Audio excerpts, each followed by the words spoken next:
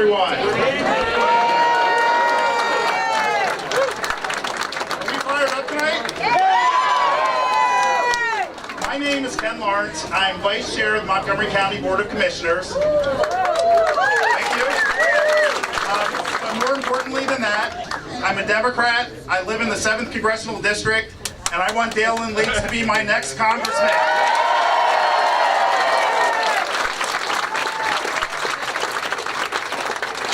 I'm going to be the MC for the program tonight. We have a brief program. All the speakers are capped on how long they can speak, except for Daylin. Get some food now. But we are going to start with the singing of our national anthem by Ron Cola, so we can all stand at attention for the singing of the national anthem. Can't sit there on any chair.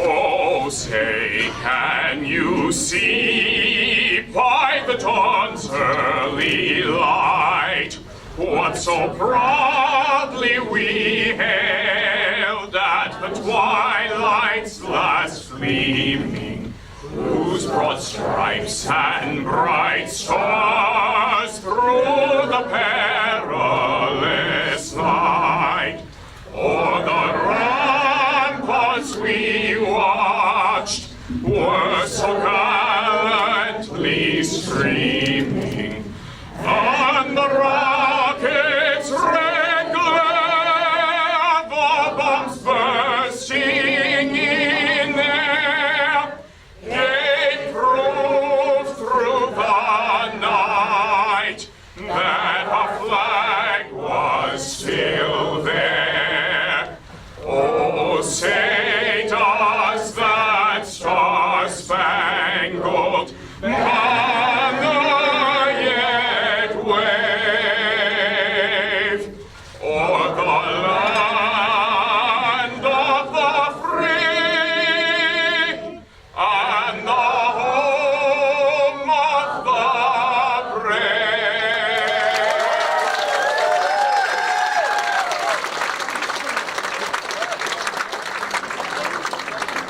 Wow, that was great. Let's give Ron another hand.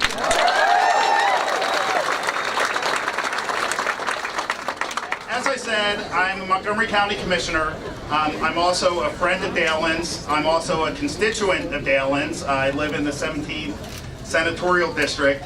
So when Daylin asked me to kind of move this along tonight, I was honored to do it. And then he said, but I don't want you to say anything about it. I think Daylin's a little nervous about what I might say. So I'm going to keep it. I have the mic. I am going to. I first met Daylin when he was a state representative, and it was probably 2004. And I was working in Harrisburg. And Daylin and I had met a few times before. I wouldn't say we were friends then, but we were acquaintances. And Daylin gave a speech on the State House floor of Representatives on marriage equality. And frankly, this was before anyone was talking about marriage equality. And Daylin gave this impassioned speech, which you frankly don't get a lot of on the state floor of Harrisburg, but presented it as the civil rights issue of our time. And I guess I'm a geek that I was watching this on PCN, but then I sent Daylin an email, and I said, you know, Daylin, as an African-American man, it really meant a lot to me what you said. It made me think about it in a different way. And I didn't want to be condescending, but I wanted him to know how I felt. And I was nervously awaiting for a reply. And Daylin finally responded, and he said, Ken, I didn't realize you were African-American. And that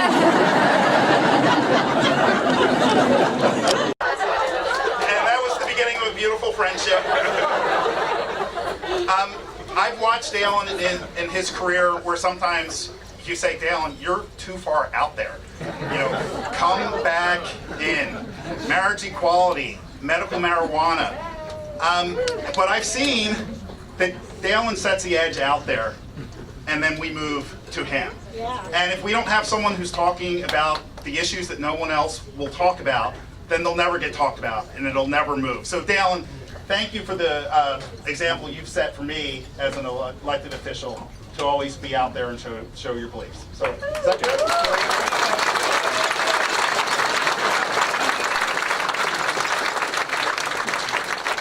I know we have people from probably many different counties, because the 7th Congressional District has many different counties. But do we have some Monco Dems in there?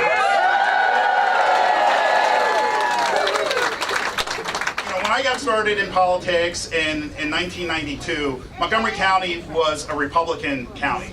It was a staunch Republican county. And then a young hotshot lawyer named Marcel Groen became the party chair. And he really wasn't young then.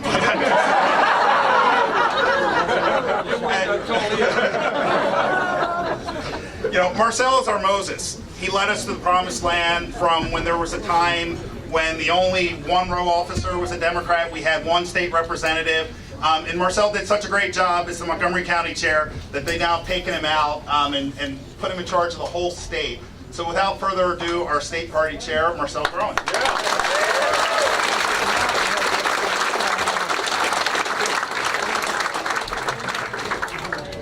Good evening, everybody. Good evening. It is a pleasure for me to be here on behalf of Daylin, which in and of itself says a lot, right, Daylin? Yes.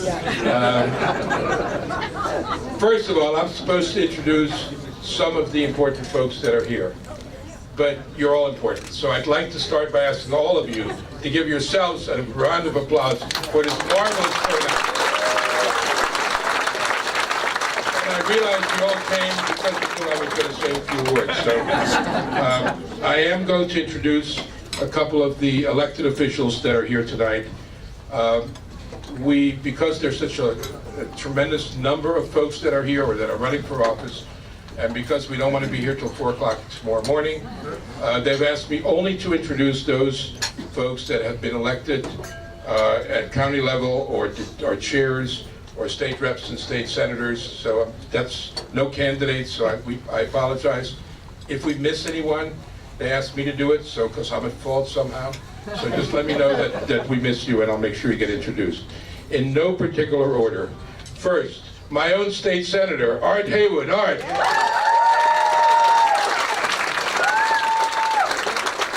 And former state senator, a long time ago, but still former state senator, Bob Radnor. Bob. Daylin's personal, I think it's his personal state rep, Tim Briggs. Tim. And state representative right next door to that, Mary Jo Daly. Mary Jo. Before I go on, did I miss any state reps or state senators that are here? Boy, I'm really doing well, thank you. Montgomery County Prothonotary, Mark Levy. Mark. And Montgomery County Treasurer, Jason Salas. And although he started off the program, I can't not reintroduce the Vice Chairman of the Montgomery County Commissioners, Ken Lawrence. Ken. We also have a number of the county chairs, and again, if I missed anyone, let me know. This is a district that looks like an amoeba. We have 62 counties, I think, in the state, right? 61 of them are represented in the 7th. We are going to keep Daylin running like crazy. From Berks County, my friend, Kevin Brower. Kevin, where are you? From Chester County, Brian McGinnis. Brian. And the guy that's doing a much better job than his predecessor in Montgomery County, Joe Foster. Joe.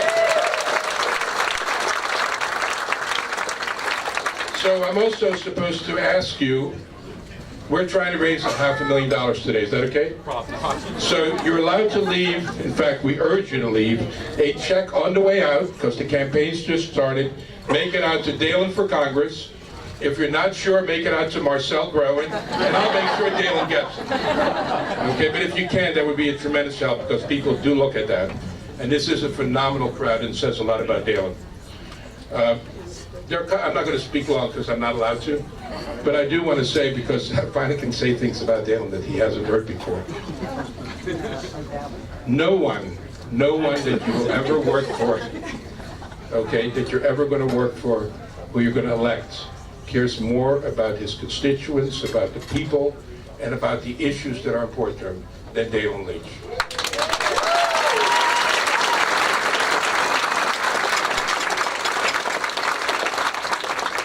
And like Ken said, I didn't always agree with Daylin. Sometimes I thought, well, where the hell are you going with this? And damn it, every time he was right. And I can't say that to anybody else. I mean, Barbara, you'll tell me, right? You told me I was wrong too. And every time, whether it's marriage equality, whether it's medical marijuana, whether it's human trafficking. Now think about this, and this is probably as important as the fact that he cares so much. We need somebody in Washington who believes in what he believes and has the ability to talk to the other side and to get them to go along. Daylin has passed more legislation with Republican help than any other state senator in the Senate right now.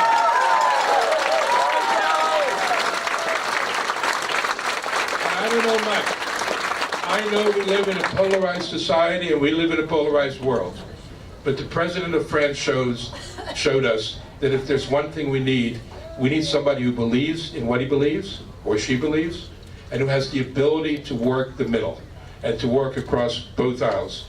And just you all know it, I mentioned it a minute ago, Daylin was when he first said he was going to go into medical marijuana, I didn't think he was doing it as a state senator. I thought he was going to start growing. But he was right. And more importantly, because I know that one of my son's best friends worked on this in the DA's office, Daylin was responsible for the best legislation dealing with human trafficking in the country. And again, he did it reaching across the aisle. We are lucky to have somebody like Daylin who wants to run, who is going to win. This is his pre-victory party. Come back next year, November the 8th or whatever, and we'll have a victory party. Thank you.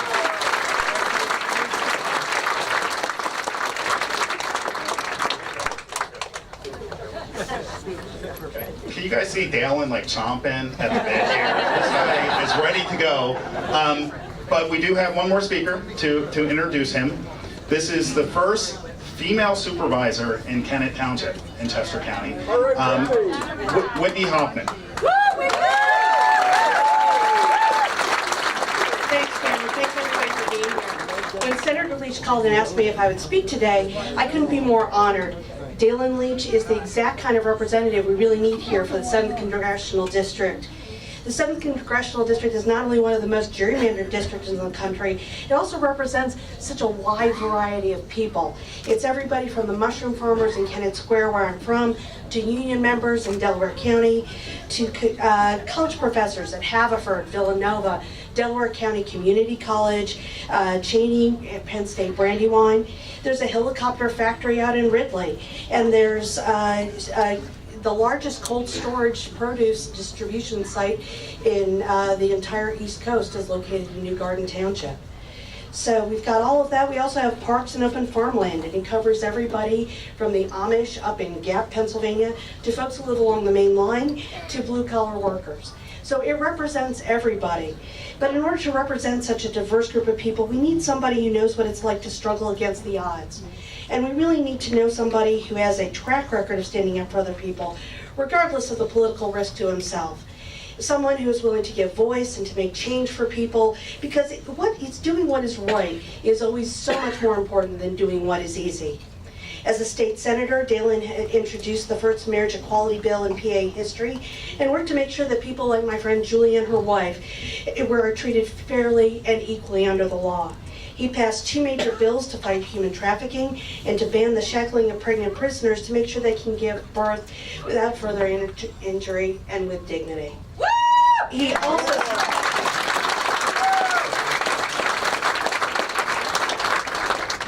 successfully sued the state to strike down the super aggressive voter ID laws passed during the COVID.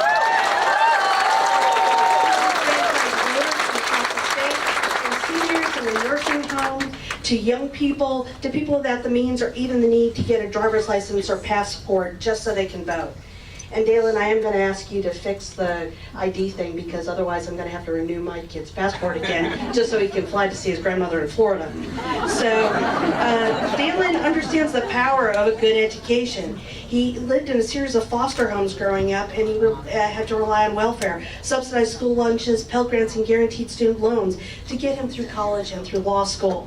He knows that these government programs are essential to ensuring that our children have access to good nutrition, education, and the future that they dream of, a hand up and not a handout for the hardworking people all across this Commonwealth. He has served on the Education Committee since elected and continues to advocate for our public schools and to ensure a bright future is in the reach of every child in every school throughout Pennsylvania. Yeah.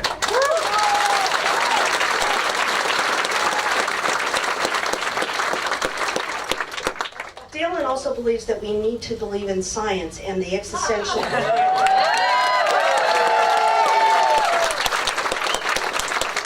Climate change poses to our state and to our country as a whole. He has served on the Environmental Resources and Energy Committees in Harrisburg and has helped us work to preserve open space and also encouraging the adoption of green technology to save energy costs while also saving our environment. I mean, one simple example of this is encouraging the state to actually have hybrid cars as part of the fleet, so you're saving energy costs and the environment at the same time.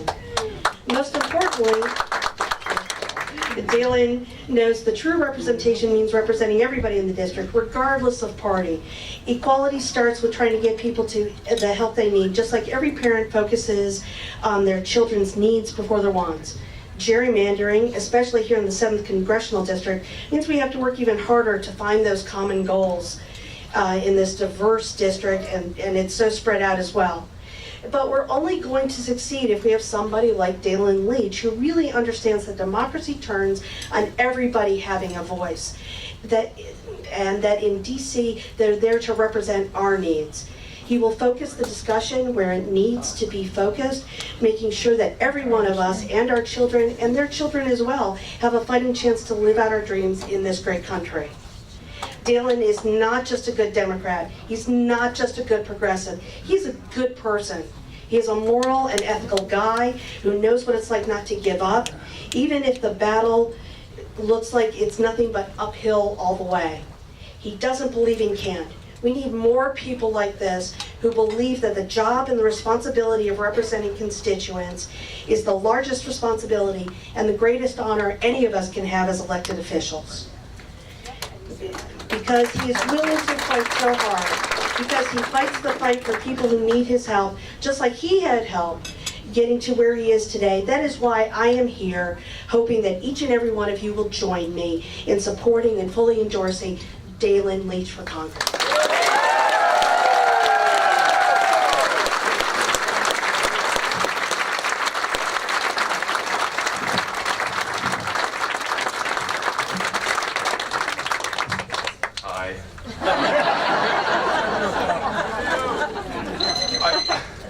If that's for me, I'm not here.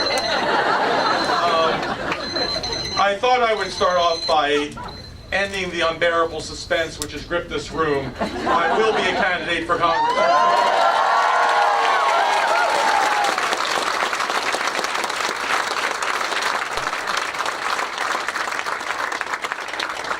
This is not, can you hear me okay? This is not a decision I've come to lightly or easily. Over 40 years of political activism, including 15 years fighting the tough battles in Harrisburg, my efforts are in a lot of ways, as we've heard, paying off. I'm moving and passing extremely important legislation, including recently bills on human trafficking, which were discussed, and reforming our criminal justice system. And I'm proud to have passed the bill, which when I first introduced it, I could not get a single co-sponsor for. But I found great people to work with. We reached across the aisle and we passed the most important piece of social legislation in the last 40 years, the medical marijuana bill.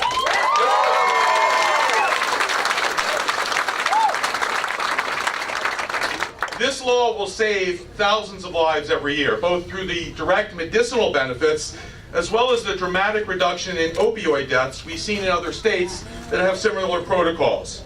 But this law will not only ease suffering, it will usher in a huge new industry in Pennsylvania, which will create thousands of jobs, and brings hundreds of millions of dollars to the Pennsylvania coffers to help Pennsylvanians live better lives.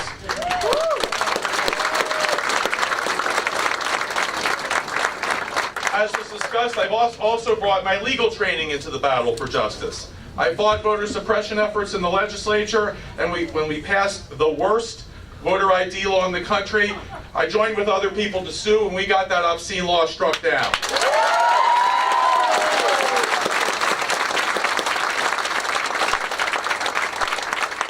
And when the legislature passed the law that said the NRA could sue any municipality that tried in any way to keep their citizens safe, I sued, I won, and the Supreme Court unanimously struck down that awful law.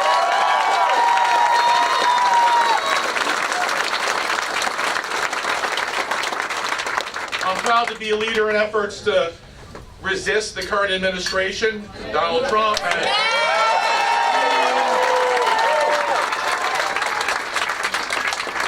more about him later. And to be named National President of Americans for Democratic Action, the progressive organization in the country.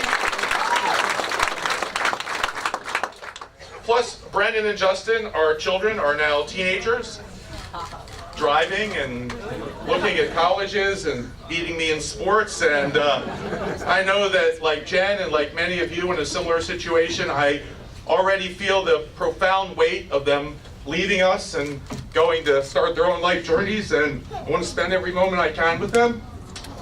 However,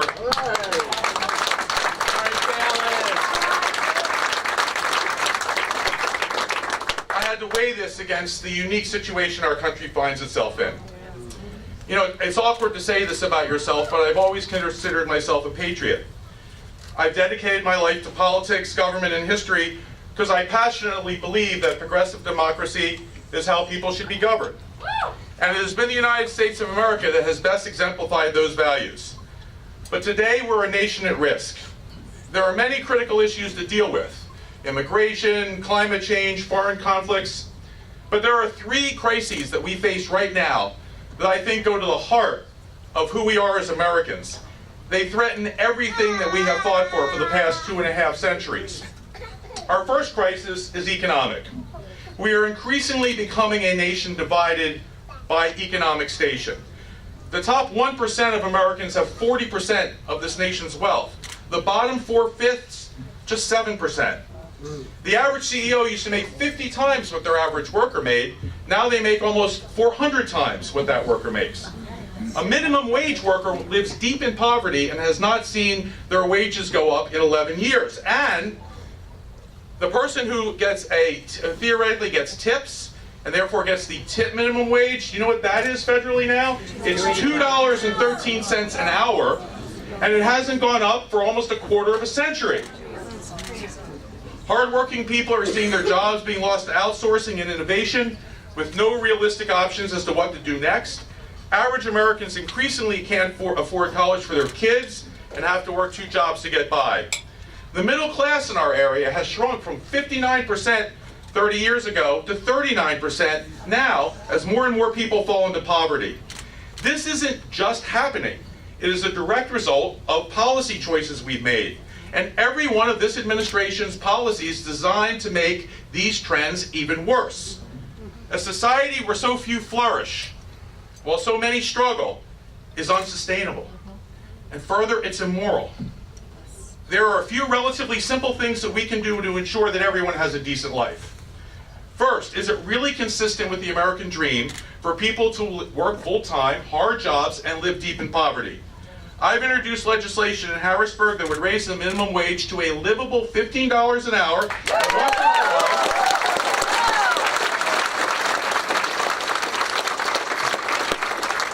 And once and for all, eliminate the obscene tip minimum wage. And I'll fight for that in Washington. If you have a new child or a sick relative, why shouldn't you be able to take some time to take care of your family? We are one of 3 industrialized countries in the world that has no form of paid family leave. Family leave was my bill in Harrisburg, and I will fight for that in Washington.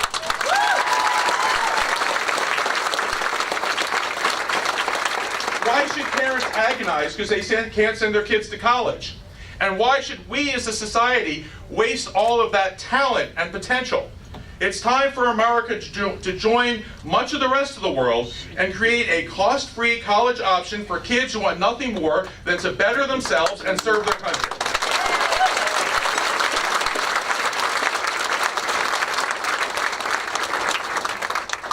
Who here likes to go to a restaurant where the chef coughs into their taco bowl? Hands? Anyone? It's time to allow a sick person to stay home and get better without fear of losing their job. And let's create millions of jobs by investigating in our infrastructure, building badly needed roads and bridges and public transportation, and lead-free water pipes. I know that's right, that's one of those out there things that we're still talking about. We should also enact trade policies that open markets but don't cost American jobs to countries that pay their workers slave wages. And let us acknowledge, once and for all, that health care is a human right.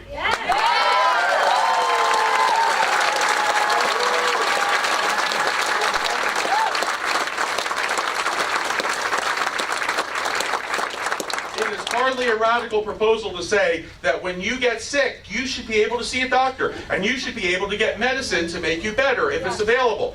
And the only way to guarantee that that human right is something that everyone has access to is a single-payer health care that can never be taken away from you.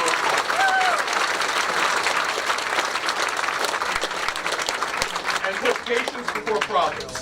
If we do these things, create good jobs, make those jobs pay, make sure you can get health care, make sure that you can educate your kids, we will make the lives of all Americans livable, and the Koch brothers will still be able to afford to go out for their birthday. Our second crisis is political. Our founders constructed an amazing system of government, never before seen in the world. They were smart guys, although it would have been nice if they included a couple smart women as well.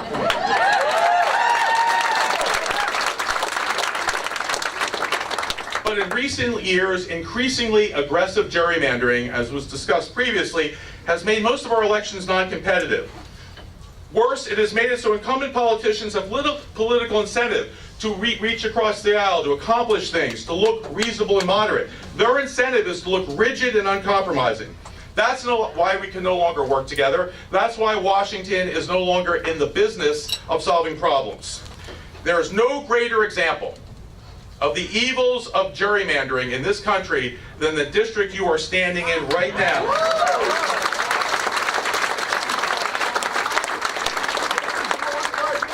This district was drawn to ensure that your votes would never matter. When they drew this district to protect a Republican incumbent, they stole from you. But they didn't steal your TV or your stereo. They stole something far more precious. They stole your democracy, they stole your voice, they stole your vote, and it's time to get it back.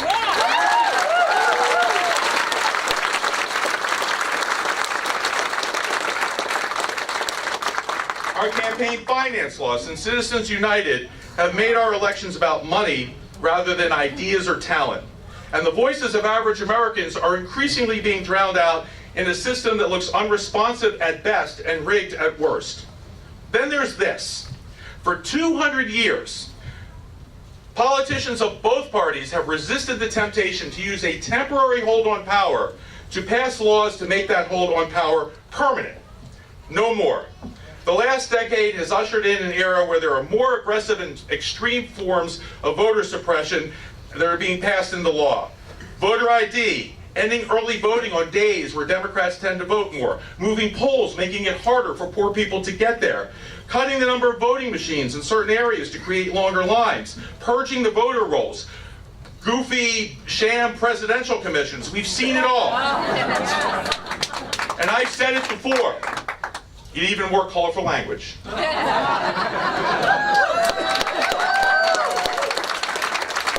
And I would say again to my Republican friends, if you have to stop people from voting to win elections, your ideas are bad.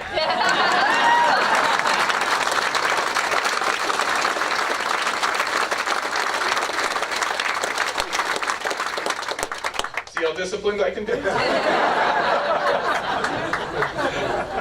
Washington, I'll fight for a voter bill of rights so that everyone can vote easily and be assured that their vote will count. Because if we continue to allow our democracy to erode for the sake of partisan advantage, we soon won't have a democracy at all. Finally, our third crisis, Donald Trump. They're not booing, they're saying Donald, Donald. Oh yeah. Let me be clear. I did not vote for Mitt Romney or John McCain. I didn't like their policies, and I did not like the direction they wanted to take the country. But they were both honorable men, and they would both serve respectably as President of the United States. But Donald Trump is different. He's unlike anything we've seen before in modern American history. And I think it's important to spell out exactly what we're facing. Because sugarcoating this and pretending it doesn't exist is not going to help us solve this problem. He's aggressively hostile to the environment. He has yet to find a poison that he doesn't want to pour into our streams and into our air. Right-wing ideology has replaced science as a basis for policy.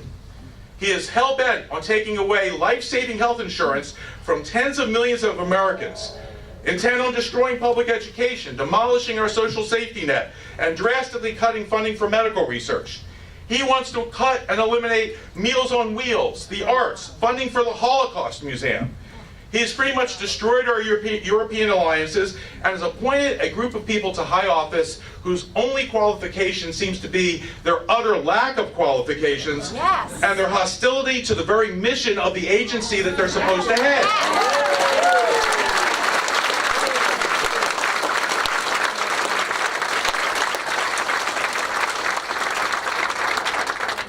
But comparatively speaking, these are his good qualities. Because even before we get to policy, we have to face the fact that in terms of temperament, character, intellect, and psychology, he has proven himself totally unfit to be President of the United States. He is a narcissist, a bully, a braggart, juvenile, and mean. He encourages violence against protesters, the press, and his political opponents. He has debased the office and made us, at the same time, both a laughingstock and a source of profound terror around the world.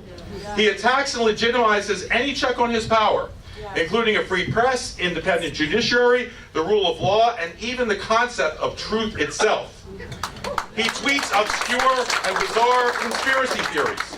And while leaders of both parties reject outright racists and bigots, Donald Trump hires them to be his top advisors.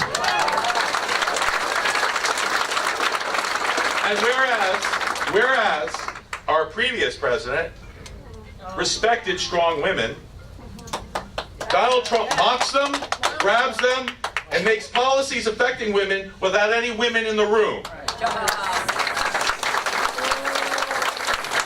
so what I have done, and what we all have a moral obligation to do, is to make it clear every day, this is not normal. The biggest danger we face is the normalization of this administration. Because if we become numb to what he does and who he is, we will lose our sense of outrage. And we will slowly stop resisting, and we will just accept his creeping authoritarianism. There is no law of God or nature that says that we have to be a democracy forever. We have to earn our democracy by fighting for it whenever it is threatened. And it is threatened now. Now, many people get this, including many brave Republicans who've risked a great deal to say that the emperor has no clothes. Sadly, however, almost none of these brave Republicans are in Congress. The Congressional branch of the Republican Party has sold their soul. For what? A tax cut? Some Republicans contort themselves to defend the indefensible. Others agonize publicly over whether to be very concerned and do nothing, or extremely troubled and do nothing. But the worst are silent. They say nothing. They know that our most basic values are under attack, and they hide, hoping it all passes them by. That, my friends, is not what leadership looks like. With the stakes so high, if you are silent, you are complicit. And history will not be kind to this complicit Congress. if you elect me to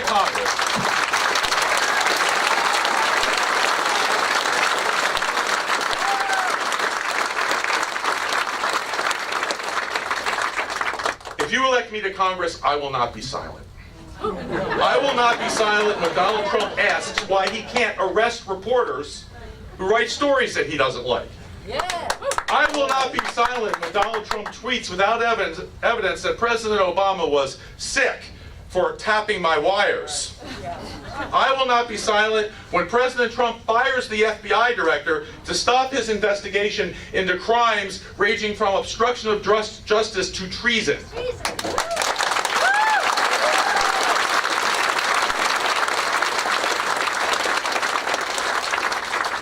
And when Donald Trump insults and degrades women, I will think of Brennan, and I will think of Jen, and I will walk to the top of the Capitol dome and scream from the top of my lungs.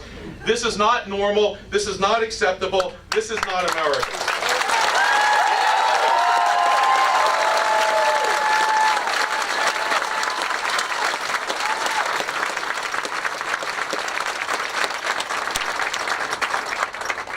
Sometimes speaking out is all we can do. But if you're unwilling to use your platform to even do that, why are you there? These issues and these values are terribly important to me. The work of tending these values is all I've ever wanted to do, except for a brief period in the 70s when I wanted to be in Led Zeppelin. Well, if it wasn't for my utter lack of talent, I think I would have made it. We named our daughter Brennan after my idol William Brennan, the liberal icon of the Supreme Court.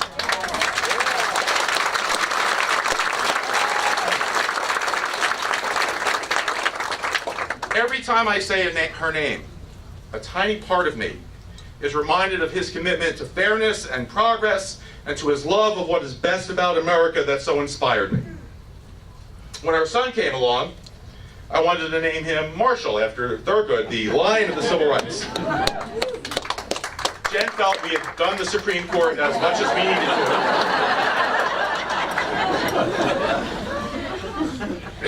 to. She said, "People will think we're crazy." I said, "If that's your concern, we probably should have a broader conversation."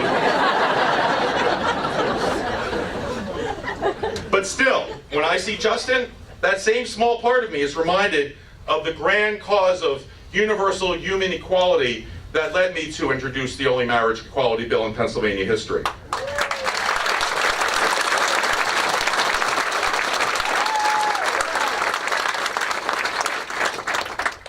Jen's a psychologist, but I think I've embraced these values because my early life was quite difficult. I never met my father. My first decade was filled with economic deprivation, a series of foster homes, abuse and neglect. But I survived because my community invested in me. Welfare, food stamps, a few magical public school teachers, Pell Grants later, and student loans, and college and law school, and a new life. But I never forgot where I started. And I learned we all need help sometimes. And we as a society benefit when we care about each other and provide opportunities for each other to succeed.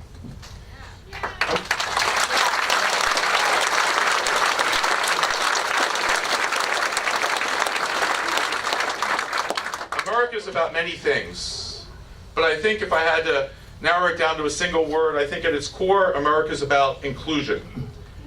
We don't do well unless everyone has a chance to do well. None of us are truly rich when so many are so poor. Watching our children graduate college is somehow less joyful knowing that other smart, talented kids couldn't afford to go. Enjoying my freedom is less sweet knowing that there are still others imprisoned by discrimination and bigotry. The story of America is a dignified and noble book of progress. Each chapter, a small step forward. The preamble to the Constitution says we're to strive to seek a more perfect union.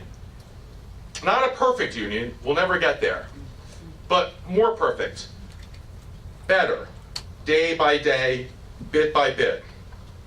Sometimes a chapter tells the story of progress deferred or progress delayed, a pause in our nation's march to a brighter future. But for the first time in an awfully long time, we now see progress being erased and reversed. And this is a threat to the whole idea of America. Our country needs us, and it's time to put away less pressing things. We must draw strength from our founders who risked their lives, their fortunes, and their sacred honors to create our democracy. Let us go from this room to help lead a movement to return this nation to what those brave founders fought so hard for. Thank you.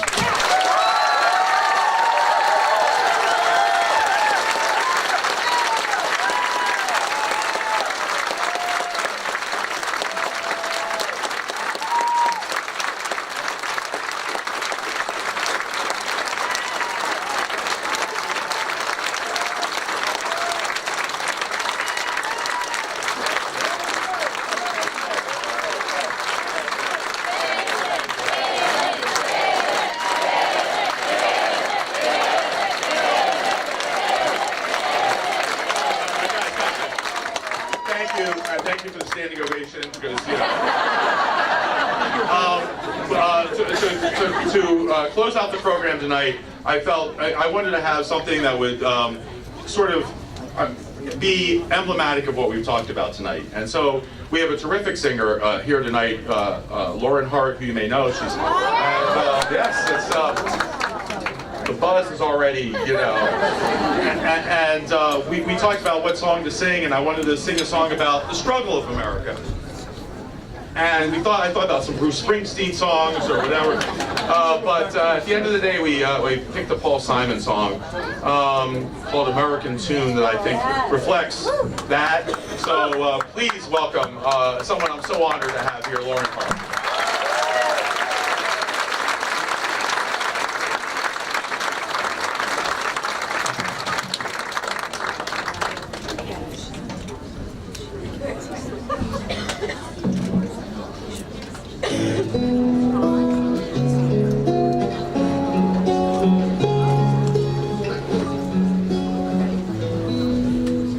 Many's the time I've been mistaken, and many times confused.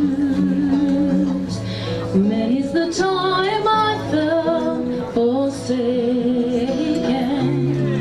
and certainly misused. But it's all right, I'm alright. We can't be forever blessed. When I think of another working day, I've just got to get some rest. I've got to get some rest. I don't know a soul who's not been battered. Don't have a friend whose bell's at ease. Don't know a dream that's not been shattered or driven to its knees. Oh, but it's alright.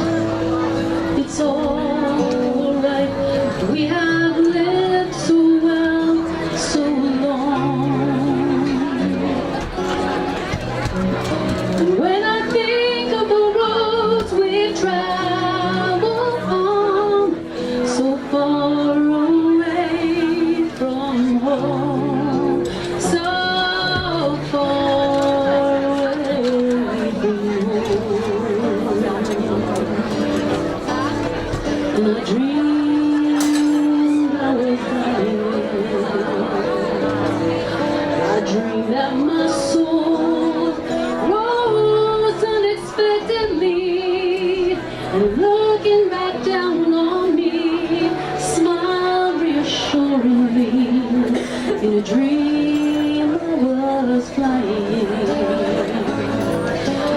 high up above. My eyes could clearly see the Statue of Liberty sailing away to sea. In a dream I was flying. We come on a ship they call the Mayflower. We come on a ship that sailed by moon. We come in Egypt's most uncertain hour, and we sing an American tune. Oh, but it's alright. We're alright. We've lived so well, so long. Tomorrow is another working day. So for now, let's get some rest. So now let us put our hearts to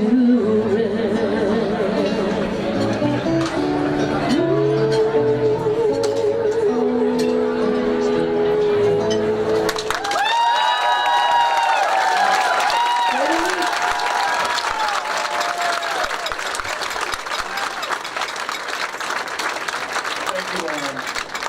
Okay, we're almost done. We are almost done. If you are all in for Daylin, please raise your hand. Raise your hand. We're all in for Daylin. Okay, you need to use that hand and put your writing hand now to write a check for Daylin tonight. Or if you don't have your checkbook, go home and make a contribution online. Daylin is giving up a lot. Time. He needs us. He needs us to fight for him as he's going to fight for us. So we need to write checks, we need to knock on doors, and we need to let people know that Daylin Leach is the right person for the 7th Congressional District. Thank you all for being here tonight.